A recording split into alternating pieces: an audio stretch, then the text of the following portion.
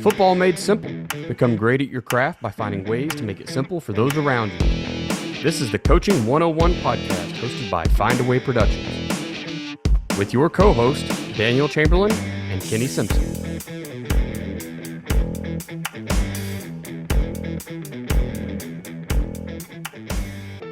What's up, coaches? This is the Coaching 101 podcast. I am Daniel Chamberlain. That is Kenny Simpson. Coach, we have a very busy podcast day today. Yeah. I feel like I've seen you a few times. We are getting some stuff knocked out here. Just kind of ahead of. I've got some military school, so hopefully we don't have to record every day I'm there, and just knocking some stuff out. So, great part of the year. Clinic season is full go. I have unfortunately not got to go to any yet. I'm looking forward to flying up to Boston to the Gun T Clinic here in the beginning of April, and then Milwaukee the very next weekend. I'm gonna be very busy in April as well. It looks like. Yeah, man, it's alive and kicking. I think traditionally, February is kind of a month where that's when everybody tends to try to go. I know our state clinic is going on. Of course, the Gun T ones, we've been hammering away. So by the time this comes out, we're probably about halfway through. I was probably a bit ambitious, taking on 9. Next year, we'll probably cut that back just a little. We'll probably still do 6 or 7, I'd imagine. But they've been really, really fun to, connect with guys. That's just kind of what you're trying to do, is connect and try to help each other. Yeah, the connection. And weirdly enough, after this episode, we're going to put the one on that we recorded this morning, but we'll be speaking with AFCA's Director of Education, I believe is his role, Mario Price. So that was a really good conversation you guys will hear next week. And just, all the things that go into those clinics. There's a lot of fun getting to talk to him and getting to talk all of our pieces of how to educate coaches. Kind of what we're going to do today, we're going to talk a little bit of getting the head coach job. So we've, obviously about this time, a lot of schools have already hired, but that doesn't mean that there aren't any coming open, because every hire opens another job. And the only way that stops the carousel from spinning is if it's a non-hired coach, right? So as long as head coaches are taking other jobs, we'll continue to see that carousel move probably into April, May, kind of the last guys will be getting hired. Head coaching jobs for sure, I think, through April and May, and then assistant jobs, they'll roll all the way into August. Yeah, I've been hired in August. So it's still that time of year. Like I said, I think this is going to come out in the middle of February-ish, and it's plenty of time for you to get a job. So, Coach, having said that, let's go ahead and push through here. If you can do the quote of the week for us, I'll forget it if I don't do it now. So yeah, no worries. So quote of the week is out of Team Themes volume number 3. So we've got 4 volumes all over at FB Coach Simpson. This one is on enthusiasm. Lucy Stanmore was the one who said it. And the quote is, "Enthusiasm does not come easy to everyone. Sometimes it's not for lack of trying, but we're simply not naturally optimistic people. However, while negative feelings are as valid as positive ones, they can really take our lives over and harm us in the long run." I like to put that out there because some guys, man, they're just optimists. And that's fine. That's kind of how you're born. Some guys are pessimists. That's how you're born. What you need to be aware of is if you are in that world, if you're in that pessimism world, and some of us like to call that realism because we justify it a little bit, Right. But if we're in that world, we got to be really careful because those are the types of traits that can make your life not very fun. As we kind of get into this, talking about getting a head coaching job, it's really easy to get into that. I didn't get this job. I didn't get that job. When's my time going to come? It can be really easy to get into that frame of mind. And so it's important to always try to stay optimistic. It's okay to see things a different way. But to me, that's what's going to sell you on getting a job. You go into a job interview and you come across as pessimistic at all, you're not going to get that job. And I think a lot of guys maybe underestimate, the value of going in there with a great mindset and a lot of energy. That's what people are looking to hire. Yeah, energy is one that I keep hearing back as good feedback. Brought good energy to the interview, and that's one that you can quickly overlook, right? If you just you kind of get nervous, I guess, if you're not a big test taker or whatever it is. It's kind of the ultimate test, right? Your job's on the line. You're hoping to get a job. So, especially as a first-time head coach, trying to be a first-time head coach, that can definitely be some stress on you there. So, that's a good quote. I think it's going to tie right in here. Let's just go ahead and get started here, Coach. Before we do, if you can tell us how we can simplify football for our staff and for our players. What's up, coaches? I want to talk to you for just a few moments about your program. The longer I'm in this profession, the more I understand that efficiency is truly the name of the game. You're talking offense, defense, doesn't matter, right? Eventually, you're going to come down to checking out your efficiency. So I have to ask you, are you doing everything in your program the most efficient way, right? Are you fundraising the most efficient way? Are you representing your players and your program to the public in the best way? Are you planning to build the facilities the most efficient way? If you answered no to any of those, or really even if you answered yes to all of them, and you haven't contacted Mark Bridges at Ace Sports, you're missing a key step. So look, Mark and his team, they are the go-to group for video board and scoreboard installations for your school. They're not just football either. Mark can help you mock up your newest video board for your that new stadium, or maybe even your old stadium, right? That's where Mark and the guys come in. And we're not just buying a flashy thing, right? Yes, it's nice. It's pretty neat to have that big scoreboard, that big video board, but you're also, you're investing back into that program. You're investing into that newest fundraiser. Sure, you can keep selling your discount cards, your beef jerky, hosting pie auctions, whatever it is that you like to do. But let's just be honest with ourselves, guys. We're not making enough money for those big ticket items. For the big ticket items like turf, an indoor facility, that's where you need a big ticket item fundraiser. That's what Ace Sports is offering you today. Guys, I've talked to Mark several times now, right? And it always comes down to big school, small school. Right? Well, of course, the big schools can afford that new video board, but the small schools really can't. It's just not true anymore, man. Your school isn't too small, and I promise. Okay, 1A, 2A schools, it doesn't matter. Mark and the guys, they're helping them out. Contact Mark today at mark.bridges@acesports.com and let him come give you a quote. Let him show you and your administration the plan. Now, really, it's the cheat code, right? Let him show you the cheat code that is fundraising with Ace Sports video boards. Tell him Daniel sent you. This episode is brought to you by Athletic Speed and Movement. At athleticspeedmovement.com, we've taken Del Basquet's 45 years of speed and movement training and put it all in one place just for you. You can get the same training that NFL players have been getting for years, collegiate players have been getting for years, and now high schools across the nation are paying thousands of dollars to bring Del in to install his system, but we've got it online for you. It's time to help your team become faster, not just in the 40, not just their sprint speed, but between the tackles and their cuts while they're chasing down the quarterback. It's time for you to help them become faster everywhere. Jump over to athleticspeedmovement.com. There's an orange button there. Just click it. It says, get the keys to playing faster. You'll get the 3 core movement video from Dell. He's explaining the science behind it, all for just the price of your email. Check it out, athleticspeedmovement.com.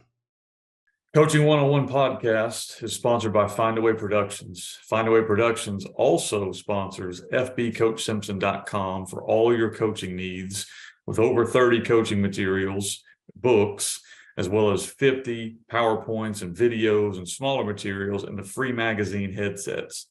Findaway Productions also sponsors offensivecoordinatoracademy.com, all things offense, and defensivecoordinatoracademy.com, all things defense. All right, Coach, appreciate that. First of all, the Gun T Clinic. So I know that we're, right around the middle of February.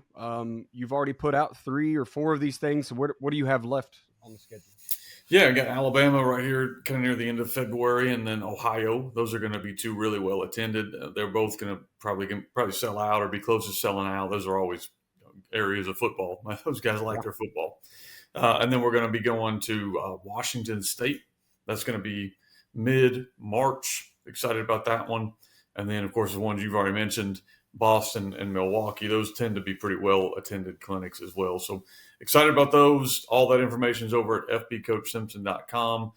As I mentioned, those do tend to fill up. Our goal at the Gun T Clinics is we don't really want more than 100 coaches.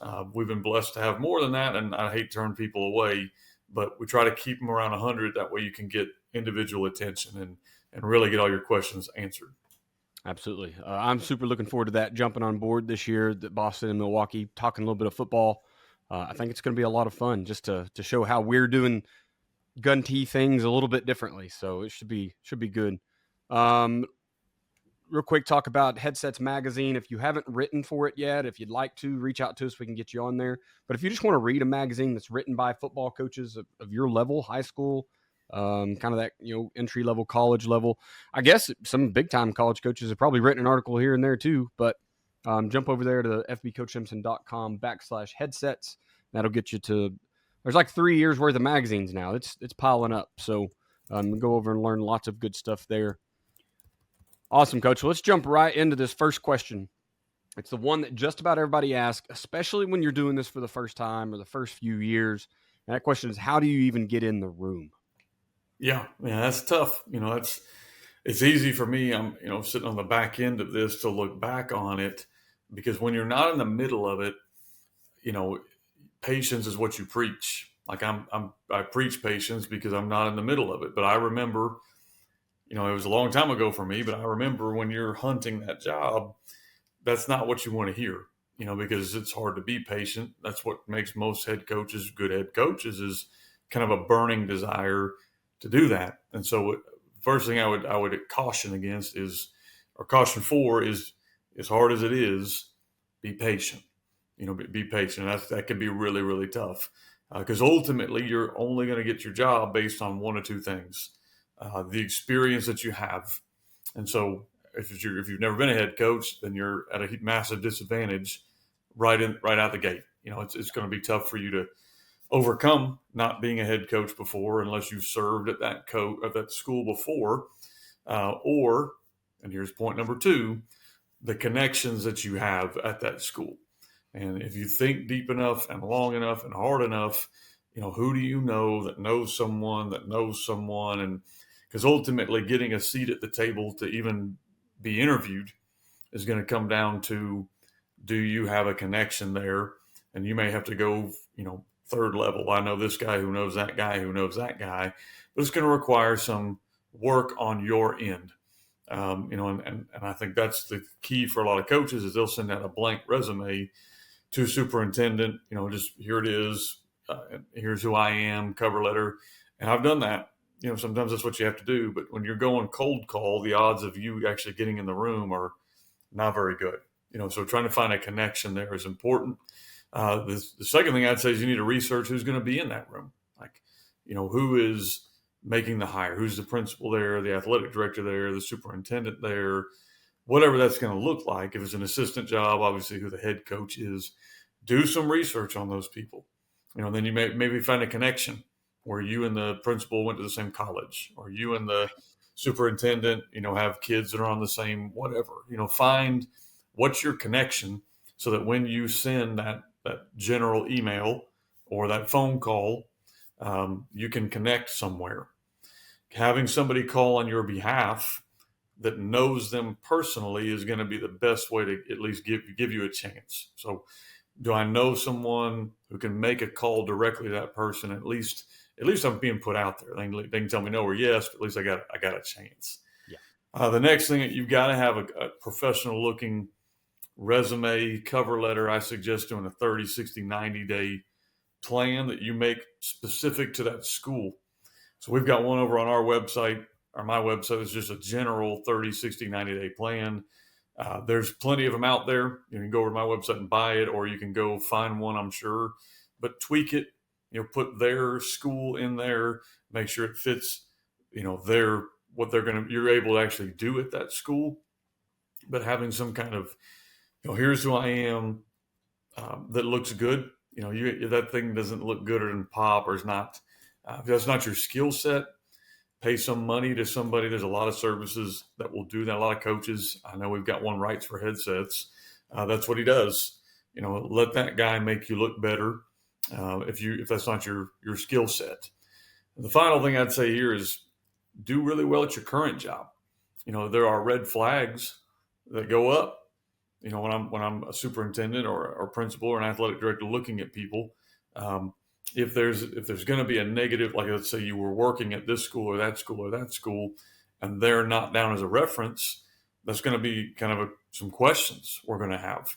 If you've been at multiple schools, multiple years, right, wrong, or indifferent, it might not even be your fault, but you were at 7 schools in 8 years, or whatever that looks like. That's going to be something you're going to have to answer for. So just kind of be ready. It doesn't mean it's going to kill your chance, but those are different things that will be issues. And then you want to do well at your current job. Like your current job needs to be your biggest reference. Where you are, wherever you are now, they need to not want you to leave, but understand you're trying to improve yourself. And I'll kind of throw that in here too. Don't blindside them. Like if you're putting in and you're legitimately going to take an interview at a school, you need to let them know. They need to hear from you first before they hear from that school, Yeah. which means you can't interview for 1,000 schools or they're going to know you're just trying to leave.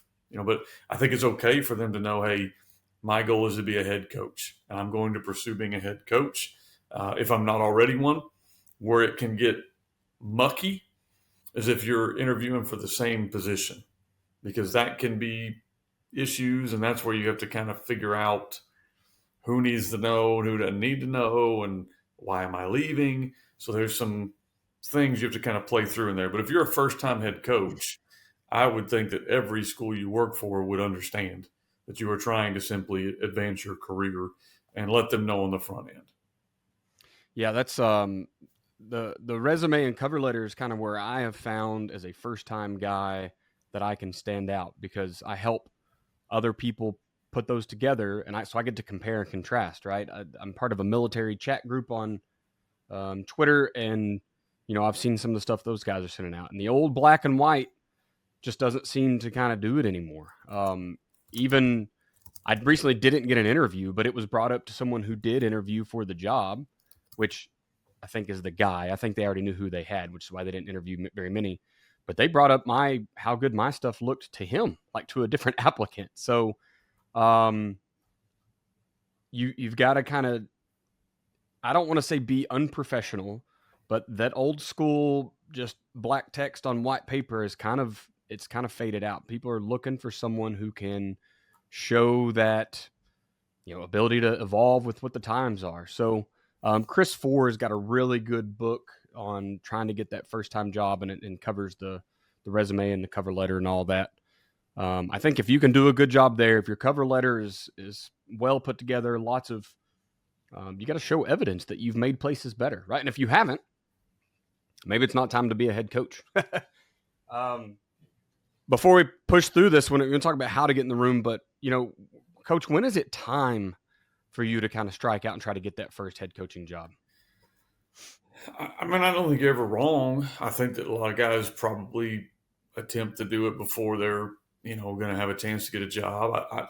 I've been a big fan of, go take an interview. Like if you can get an interview, it's never going to hurt to go through that process, even if it's a job that you probably aren't going to get, because you can work out some of the kinks, And so I think you have a lot of coaches that, depends on how the school's thinking that you're going to apply for. It depends how big it is, who else is interested in the job, and there's never really a right or wrong. But I would suggest that, in my opinion, to be a head coach, you probably need to have had at least experience at some level as a head coach. Like you weren't a head football coach, maybe you're a head JV coach or a head junior high coach or a head track coach or a head whatever coach. I think all of those things are going to look good on your resume. I don't know if being the coordinator is necessarily something I would think you have to have unless you're going to a small school. Like if you're going to go to a school where your staff is 5 or 6 guys, you're probably realistically going to have to call one side of the ball. So that type of experience would be very, very beneficial. If you're going to a large school, I don't know if necessarily you need that. Unfortunately, in the interview world, that's kind of how it works. So just different things. I think each person's unique. And Daniel, you're kind of a unique guy where you didn't start coaching right out of college. And I've hired guys in that world. So those guys are kind of on a different playing field, and everybody views that as different. So I don't think there's an exact answer. That's a long way of saying that. But I do think that the more experience you can gain is going to give you a better chance of getting those jobs. Yeah, I listened to a few podcasts and read some books and stuff on when is it time. Bill Blankenship, local legend, he says no coach is ever ready. You're never ready until you get in the seat, and then you'll just kind of figure out what you got to get done, right? You listen to the Parker Resources guys. I love their answer. They said when you get to the point that you're constantly questioning the head coach in front of you, and maybe not publicly, but internally, you're thinking, I probably could have done that better. I would have done it this way. Then it's time for you to go out and trial and error that. It's time to go see, right? Go see if your way, maybe it does work better. You never know. I don't know. I think it's just a calling. I'm not sure what the right answer is on when it's time to go.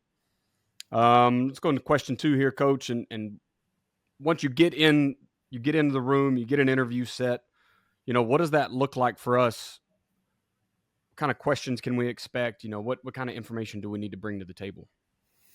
Yeah, I mean, I think that's, if you get in the room, they're going to ask you the general questions. So be ready for that. Like, I don't know why that shocks people.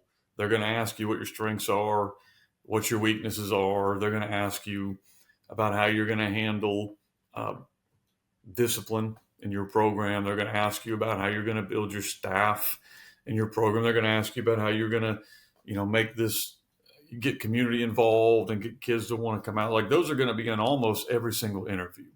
So kind of be prepared for what's going to set you apart from somebody else, because those are coming. They may have some other random questions you can't prepare for, but those are probably coming in the interview.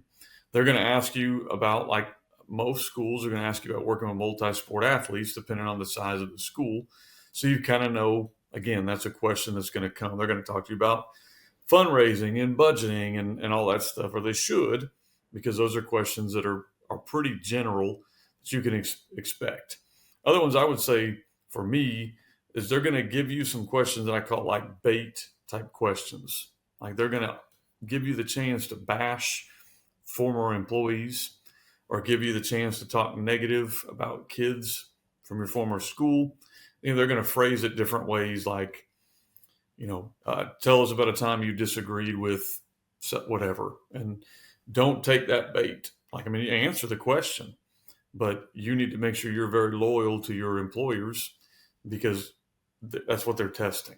They're testing to see, how's this person going to do with us when they don't like what's going on. They're going to ask you about a time you handled a parental issue, because they want to kind of see how you do that. They're going to ask you questions about times that maybe you had to do something you didn't enjoy doing. Again, they're just kind of testing the waters on how are you going to handle it when you're upset with them. So those are questions to kind of be prepared for. Every interview is different. Sometimes you'll have 4 people in there. Sometimes you'll have a panel of 20. I've been in there where it felt like there was 1,000 people in the room, and you're getting rapid fired questions at you. And so you really can't prepare for everything, but you can be prepared for those general questions that you need to know. And then I've always think it's smart to walk in that room, ask how many people are going to be in there, and have a handout for all of them. Here's a copy of my resume, cover letter, that plan of action that I want to do, and then maybe your portfolio as a coach.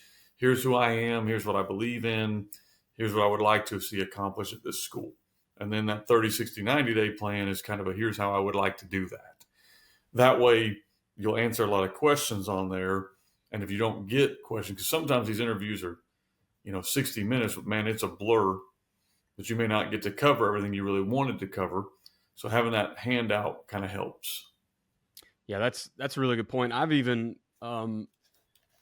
last year I printed out the big books, the full 150 page program manual, and that wasn't as well received as I think it was in past years. So people are kind of like, now I carry a presentation with me that's 30 pages that's about me, program development, coach development, player development. If it falls outside of that, we can have a question. But the big thing is I send it ahead of time, right? They're not going to look at anything you give to them. They want to look at you. They want to watch you answer questions. And if they are digging through that thing, you're going to lose them when you give your good answers, right? So you're not going to be able to like set the tone quite as well. So that's something that I've seen change a little bit since I first started interviewing for jobs and this year. I think you have to be ready for like the big sections, right? We all know that you're going to get philosophy and culture questions. You already mentioned it with the discipline, but how do you award kids, right? Or reward kids? What's your summertime plan? So just kind of that, what's your philosophy in football? That there's going to ask you questions, right? Program management and development. How are you going to manage those coaches? And why are you able to? Right. That's kind of a bit. I get that a lot. That's a question I get a lot being a first time guy applying.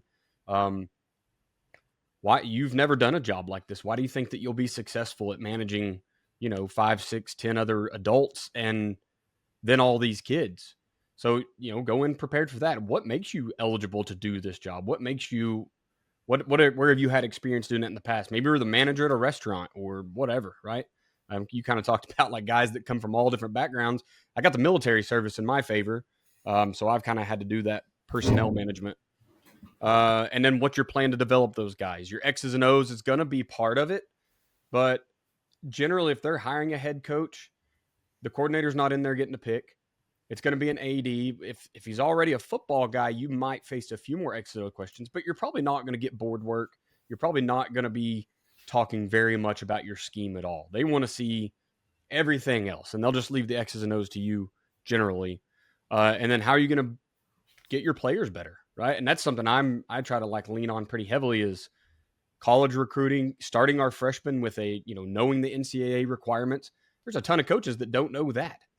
They don't know that there's certain classes your kids had to have taken before they can even apply to be NCAA eligible. So, when you're talking about player development, you got physical, mental, you've got collegiate, the kids that are have-nots, right? What are you going to do with them?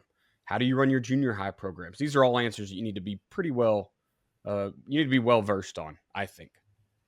The big two questions that I think are in every interview is why do you want this job? Why this job? And I've honestly failed this question before because I applied to a job because I want to be a first time head coach, right? Like I want a job, but that sometimes frowns, it's kind of negative light on them. Like this job stinks so bad. I know I can get this one, right? I'm not saying that, but the perception can be there pretty quickly. So make sure you have a real reason you want that job. Maybe it is just close to home. Maybe you're looking for a better school to move your kids to, or whatever that answer is. Maybe you just like to color their uniforms. I don't know. And then the other one is why should we hire you? And so this is your chance to literally set yourself apart from the competition. So when we have, you're probably gonna have 3 to 4 guys that are capable of getting any job. If you're a first time head coach, again, you may or may not be in that little bubble. But if you've squeaked in there with your resume looking great and your package being, your coach package being well prepared, your philosophy and your culture and everything's great, they like you. Now you get to set yourself apart. Why me?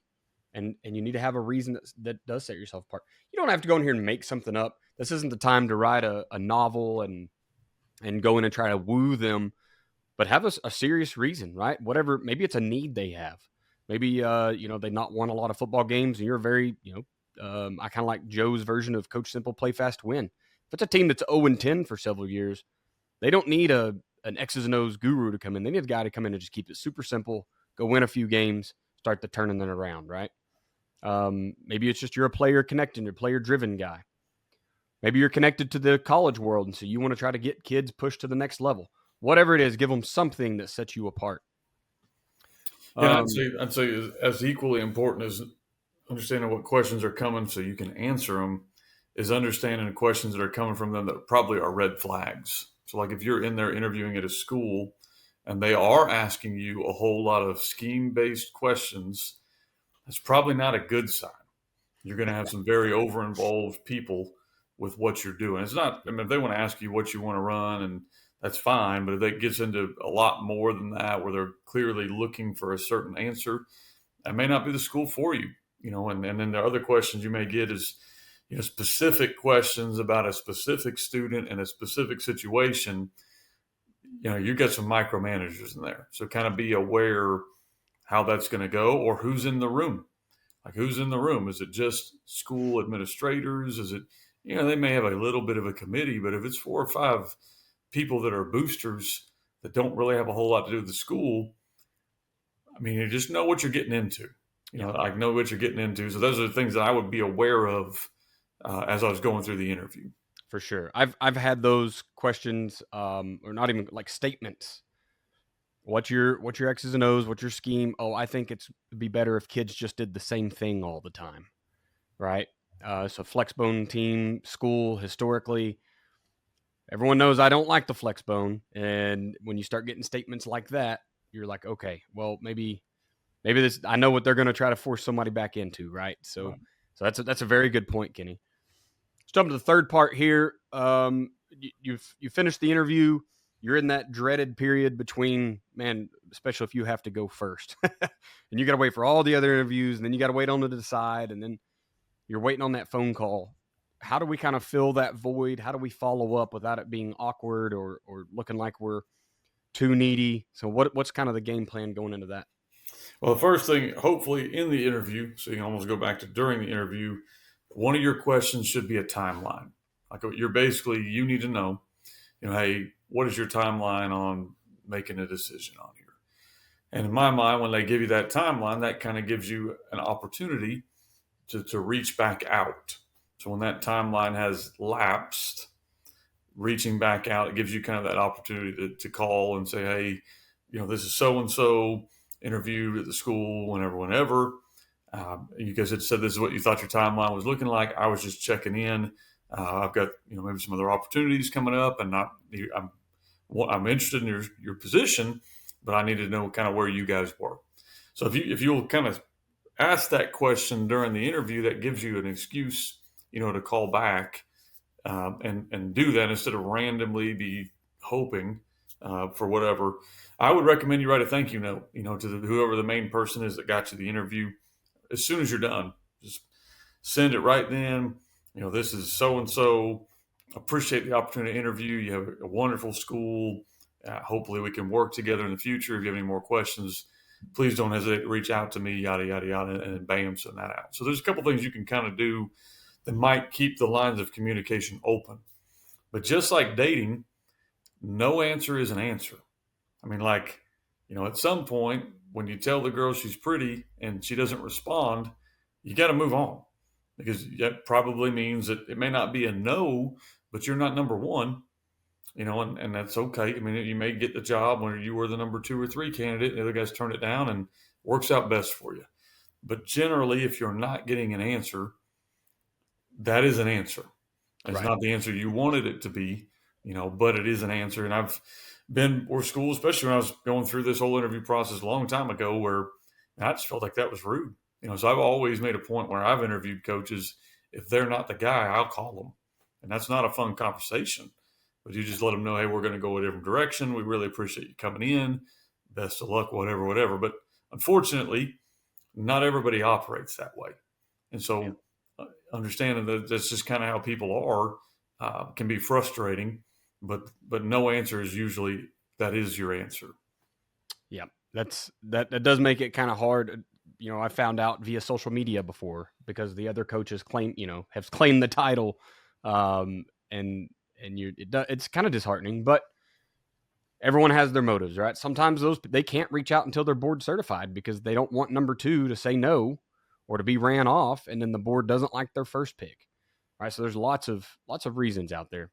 I will say that even if you don't get the job, I think it's a great time to reach out and get some feedback. And this is something I've used to make myself better in interviews in the past.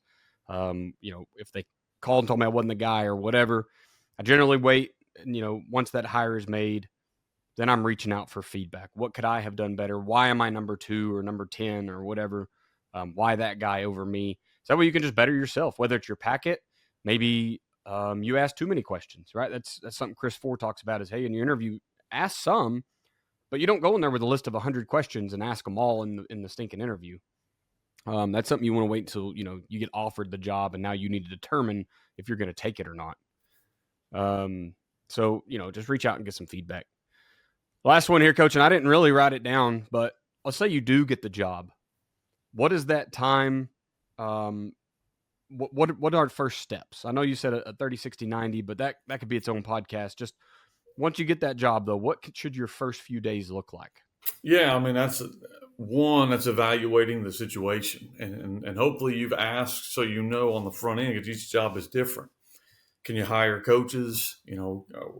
What is your situation look like with the players, but I'm going to immediately try to meet with the players, just let them know who I am and how excited I am to be there, and get their contact information and start recruiting the hallways. And that's the first thing you got to do. Is you don't win games without players. You got to kind of know that.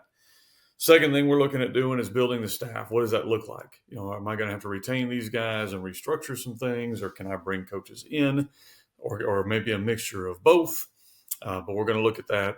And then you got to strike while the iron is hot. Like basically, this is the honeymoon period where you want new uniforms. Now's the time to ask. You want facilities. Now's the time to ask, because this is where you haven't made anybody mad yet. You're still undefeated, so you're going to have opportunities here to make some relationships with the community and hopefully capitalize on that for the betterment of your athletes. So those are really the three things I would be looking at doing early on.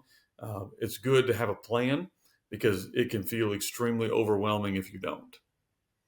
Yeah, that's a really good point. The using the resources while they're fresh to you, I think, is because they all have a plan, right? They all have a schedule or for that money. But if you're coming in fresh blood, you might as well use the honeymoon period while it's there.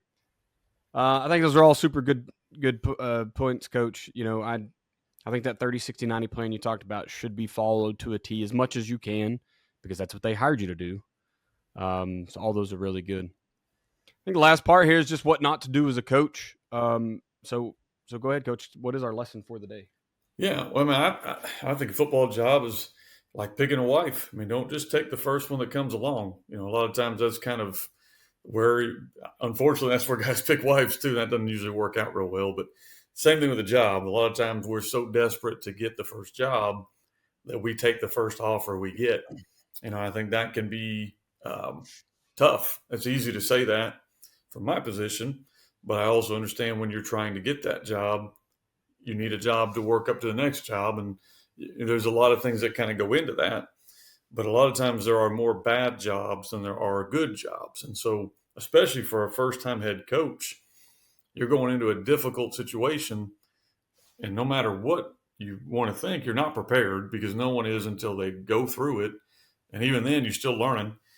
So be very, very careful with that first job you take. Like, I think a lot of coaches mess that up, and then it's really hard to overcome that. You go into a really bad situation, and ultimately we're judged by what our record is. You got a real bad record, it didn't go well, that's the only head coaching experience you have. That's tough to overcome. So just try to be careful in that first job you pick. Yeah, that's kind of talking about the different ways to get a job, and I think I heard you say it first, and that good jobs don't come open. So the only way you're going to get a good job is if you are just on staff and you ride out your time and you're the best assistant coach you can be, and then that job kind of falls to you. But that's not always going to happen either, right? If it's a really good program, they always want to look out for the next best coach that's available. That may not be you. Right. I've seen that happen to friends of mine that just were even interim coaches and won a whole bunch of games, went deep in the playoffs, and still didn't get the job the next year during the interview. So, just be smart about it. I not taking that very first job. It takes some practice. I think it takes practice to evaluate them. You may even over apply for a few years. And then, you kind of realize as you get through it that, hey, these jobs probably weren't for me anyways. So that's not the end of the world. But all right, Coach, let's start closing it out here. I want to mention Ace Sports with Mark and Ryan. Once again, this is a pretty decent time of year to get a hold of them. If you haven't already, let them kind of come in and work with you. You don't want to wait much longer, guys, because that construction time takes time. So if you want that video board put up this year and it's for football, you better get on it pretty quickly. Remember, they do basketball arenas. They do baseball. They do any place that you're playing a sport, they can put up some type of a video board for you. But reach out to those guys and help you kind of get the cheat code to fundraising. Social media, I'm at Coach Chambo OK on Twitter /X. You can email me at chamberlainfootballconsulting@gmail.com. And then also I got the patreon.com/ChamberlainFootballConsulting. Coach Simpson, where are you at? Man, all things FB Coach Simpson. So FBCoachSimpson@gmail is my email. FBCoachSimpson.com is the website. And then at FB Coach Simpson on Twitter. Perfect. I want to thank you for being a listener of the Coaching 101 podcast. We'll hope you join us next week as we continue to make the complex more simple. Please consider subscribing to the show so you'll always know when the new episodes are out. We'll leave you with this. It's hard to beat someone who never gives up. No matter the situation, find a way.